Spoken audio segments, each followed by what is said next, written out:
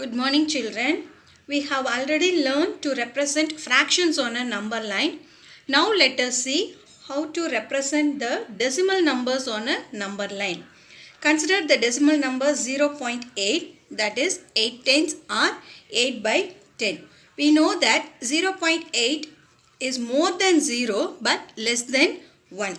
Let us draw the number line and divide the unit length into 10 equal parts. That is, the number of lines equal parts between 0 and 1 is 10. From that, you have to mark that decimal number 0.8 in the 8th line between 0 and 1. Therefore, 0.1 lies in between in the 8th line of 0 and 1. Now, consider the next number 1.4. This 1.4 has 1 and 4 tenths. It has 1 and 4 tenths. Therefore, it lies between 1 and 2. Same way, first you have to draw the number line and divide the unit length into 10 equal parts. Now we are going to mark the point 1.4. This 1.4 lies between 1 and 2. From the whole number represent this 1, and for 0.4, that is 4 tenths, you have to mark in the 4th smaller line in between 1 and 2. Therefore, this point represents the decimal number 1.4.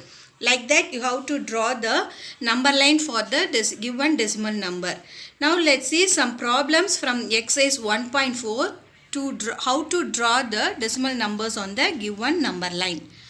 First, write the decimal numbers represented by the points P, Q, R and S on the given number line. Here they had given the number line and they are also given the points on the number line. You have to write the decimal number to which the point represents. First one is P.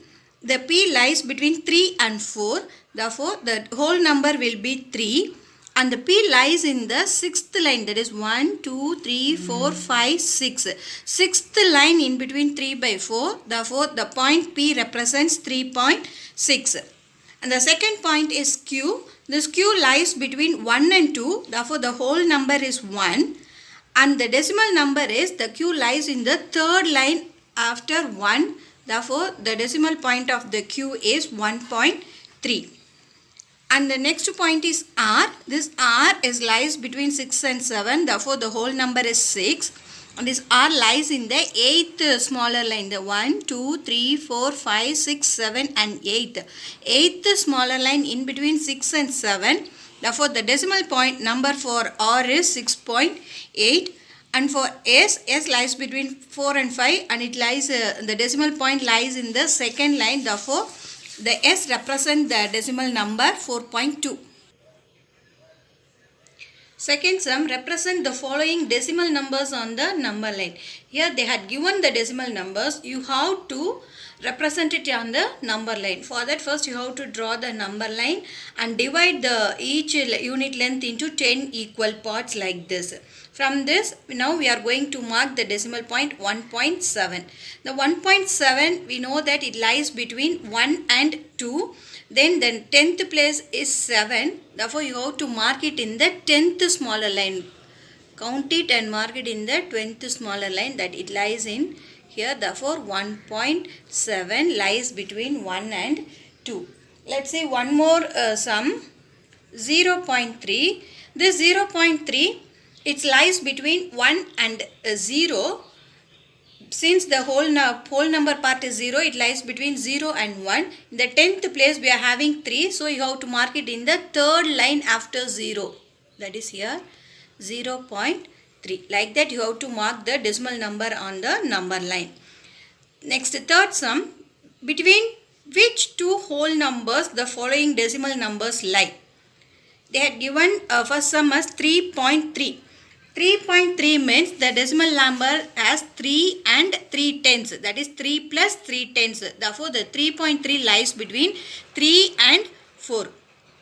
Second sum 2.5. 2.5 also can be written as 2 plus 5 tenths.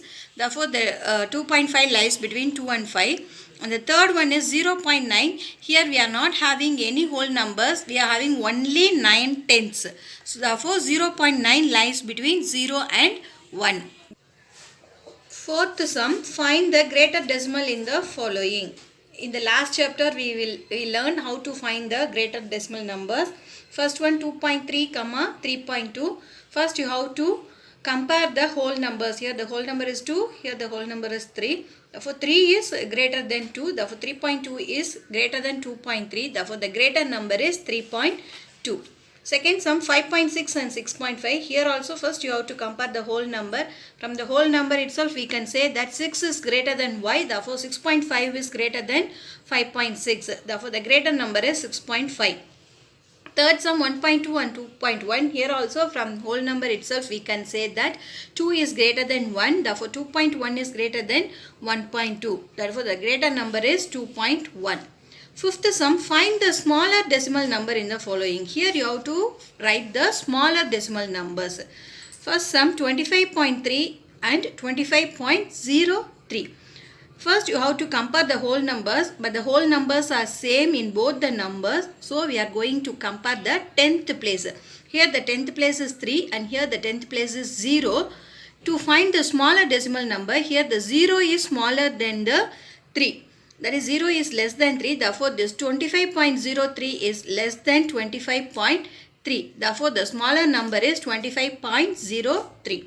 Second sum 7.01, 7.3. Here also the whole numbers are same. So we are going to compare the 10th place. Here the 10th place is 0. Here the 10th place is 3. We know that 0 is less than 3. That is 7.01 is less than 7.3. Therefore the smaller number is 7.01. Thank you.